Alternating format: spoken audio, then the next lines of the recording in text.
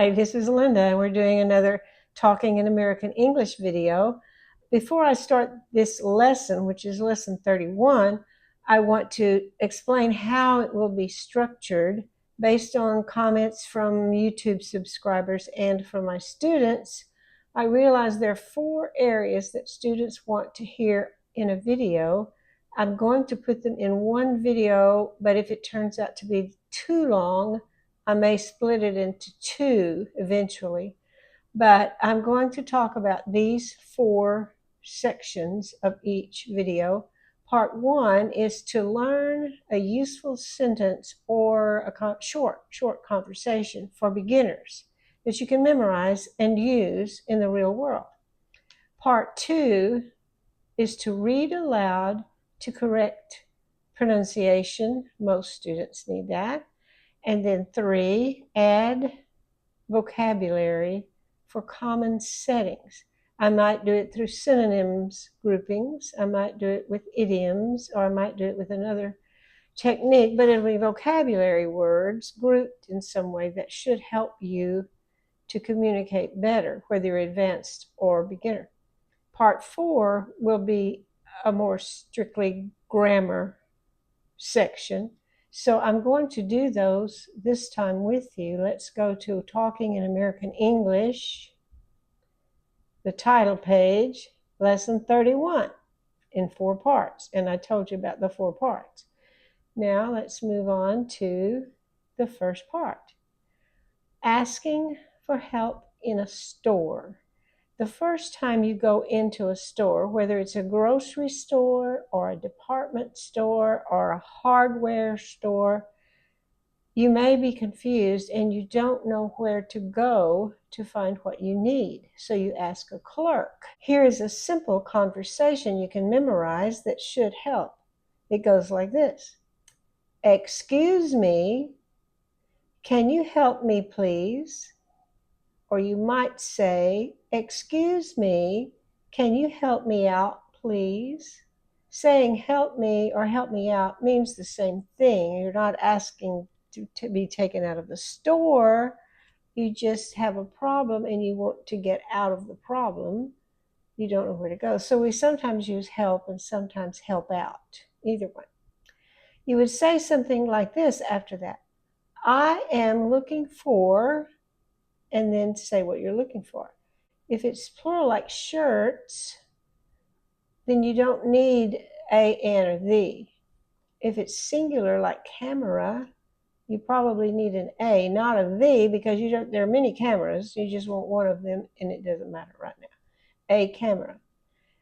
An electric fan, and because that starts with a vowel. So you could say, I'm looking for men's shirts. I'm looking for a camera. I'm looking for an electric fan. Or instead of saying I'm looking for, you might say, where can I find men's shirts? Or where can I find a camera? Or I need an electric fan. Now the clerk will say something like, they are on aisle E13. Now you know where to go. There will be a sign, E13, somewhere. So you say, thank you very much, or thank you so much, or thanks, or thank you. I just put in this one, thank you so much, and you're through. But what if the clerk says, I'm sorry, we don't carry those, or we don't have those? You would just say, okay, thanks anyway. And then you go. They don't have it. That's a simple conversation you can use at any time. Now we have part 2, pronunciation. Students still have trouble with TH. It's very hard if you don't have that sound in your language. So let's practice it a little bit more. Everywhere I have an underline except there. That's one of those things where it's questioning me and I'm not changing it. So ignore that underline. But the other underlines are when you say TH with your tongue between your teeth. Clerk says, I think it is over there in another area. Is there anything anything else you need or any other way I can help you? And the other person says, no, nothing else. Thank you. I just need 3 of those. Do you see my tongue out? It doesn't have to be a lot. Just a little bit works, but a little bit between your teeth. You wouldn't say thank you or 3 of those. It's 3 of those. One more time. I think it is over there in another area. Is there anything else you need or any other way I can help you? No, nothing else. Thank you. I just need 3 of those. Okay. Here we have part 3. I will give you some synonyms. These are easy ones. This time they'll get harder later. And idioms, which are very common. Here we are in a department store again. The clerk is supposed to help the customer. A customer often needs assistance, so the clerk is ready to assist him or her. Now, the word assistance is the noun form of the verb assist. You assist someone or you give them assistance. That's help. Help can be a noun or a verb. A clerk will offer to help out. There's that phrase, help out a customer. Sometimes the clerk can aid the customer in reaching an item that is too high on the shelf. The clerk can guide the customer to the item or give directions to the item. Giving guidance is more helpful. Help, assist, aid are 3 synonyms. They mean the same, and many times you can switch them. The clerk is supposed to help. The clerk is supposed to aid. The clerk is supposed to assist. Now, when I got down to guide, that is one way of helping in a store. Someone will guide you where you need to go, and they're giving you guidance. They walk with you. Or they may give directions that would say, go down to where there are red couches, turn left halfway down. They give you more detail than just E13, which I mentioned before. So they can give directions. They can guide you, go with you to the item, which is also helpful. Moving on, we have some idioms that also go with that setting. Going into an unfamiliar store to find an item is like looking for a needle in a haystack. I'll explain these later. You may feel like a fish out of water. You want to buy an item, but you hope it doesn't cost an arm and a leg. The clerks in the store will bend over backwards to help their customers. He or she can give or lend. Give you a hand or lend you a hand.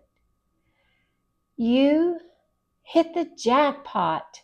The item you want is on sale and is selling like hotcakes. A sale like this comes only once in a blue moon. Okay, so let's look at what they mean. Looking for a needle in a haystack. That means you're looking for something that is so small and among others, or just among so many other similar items that it will be almost impossible to find. It's like a fish out of water. If you walk into a store and everything is unfamiliar, you don't know what to do, where to go, what to ask. You're like a fish out of water. You're not in a place where you feel comfortable. You are very unfamiliar with the situation and you don't know what you should do or how you should act. You would be like a fish out of water. Cost an arm and a leg. I hear this pretty often. You go to buy something and you find out that it's so expensive, there's no way you will pay that much money. Something is very, very expensive. So you don't think you can afford it. It's just too expensive. Bend over backwards. Now, normally you would think if you're trying to please someone, you would bow like this, but no, when you bend over backwards, it's like they are so important that you're leaning backwards. Someone is very willing to help and will help even if it is inconvenient or difficult. I will bend over backwards to help you, even though it's a lot of trouble. Give me a hand or lend me a hand is asking someone to help you to do something you can't do easily by yourself. For instance, moving a big table, I need to move it over. Will you give me a hand? Will you lend me a hand? You get on one side, and on the other side, we push the table. That's giving a hand. It's also helping, but it's usually helping in a physical way. It could be in a mental way if you have a problem and you want help with it, but often it's physical. Move something, lift something, a job you have to do that uses your muscle. Hit the jackpot. If you gamble and there's a big pile of money in the middle of the table, that's the jackpot. And if you win, you hit the jackpot. Well, if there's something that is really good and it benefits you and it comes suddenly to you, you hit the jackpot. Be very lucky or successful. Selling like hotcakes. If you are selling hotcakes, like on the street as a vendor, you want them to be hot and your customers want them to be hot. While they're hot, they sell very, very fast.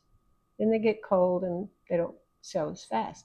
But if something is selling very fast, it's selling like hotcakes. It probably is a good deal. And then once in a blue moon. A moon comes up sort of once a month, but every once in a while during the year, there is a special moon that has a little bit different, often the atmosphere and the season cause it to have a little bit of a different color, and they call it a blue moon, and they're not very common.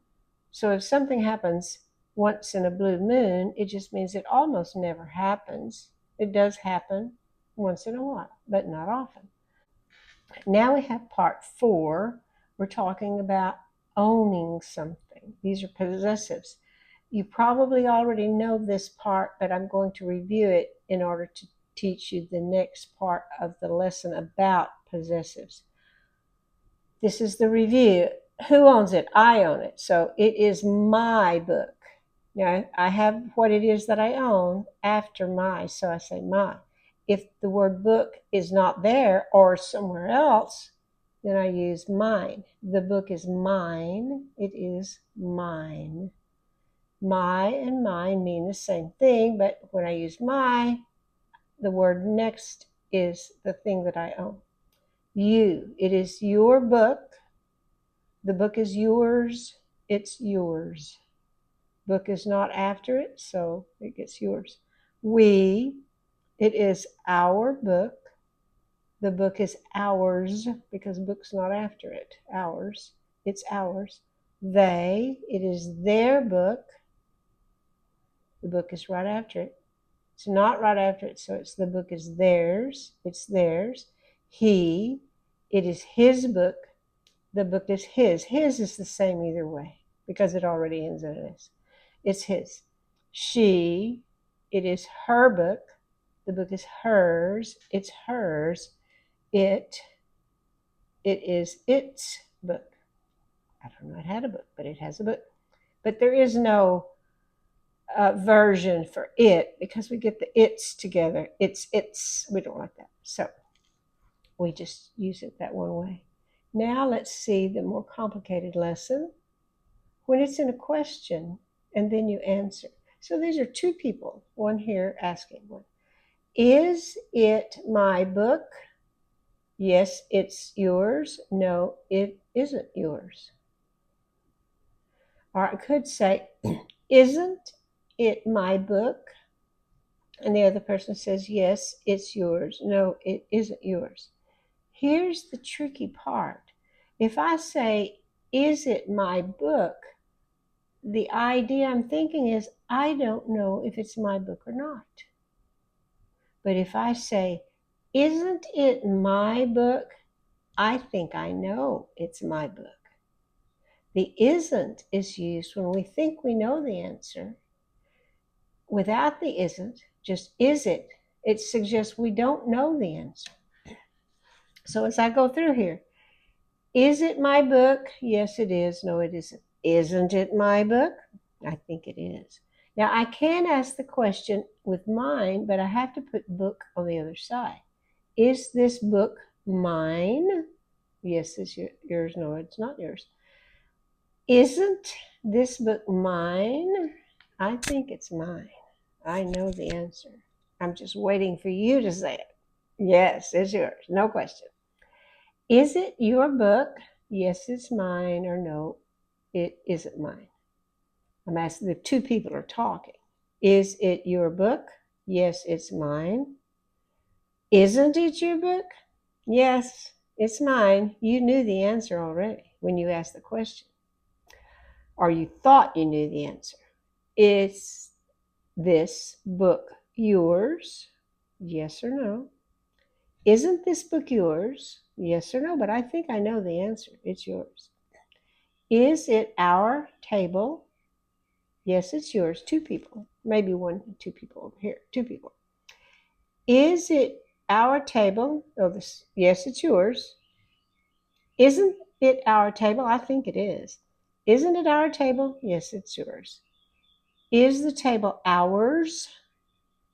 I don't know if it is or not. Isn't the table ours? That's our table, and you're trying to sit there. It's not your table. Isn't the table ours? Yes, it's yours. Is it your table? This time it's a group of people. Your stands for a group of people. Is it your table? Yes or no? Isn't it your table? I think it is yours. Is the table yours? Yes or no? Isn't the table yours? I think it is, so I'm asking it that. Isn't this table yours? Are these their tickets? Yes or no? Aren't these their tickets? I think they are. Aren't these their tickets? You're right, they are. Are these tickets theirs? Aren't these tickets theirs? It's the same question, but when I use this, I think I know the answer. When I use this, I don't know. Are these his keys? Aren't these his keys? I think I know. Are these keys his? I have no idea.